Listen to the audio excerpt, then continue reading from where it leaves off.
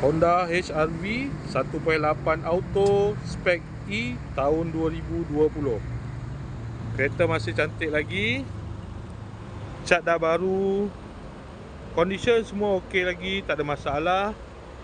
Kereta ni boleh loan bank, loan kredit dan loan kedai. Kalau nak beli cash pun boleh. Kalau berminat boleh datang kedai, tengok kereta, boleh test drive. Kereta ni accident free, boleh jalan jauh, tak ada masalah. Jom kita tengok bahagian dalam. Kereta ni ada warranty 1 tahun.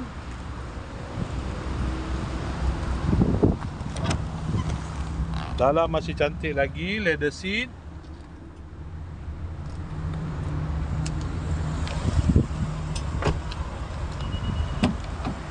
Kereta ni guna push start button, ada pedal shift, aircon semua okey lagi, aircon sejuk.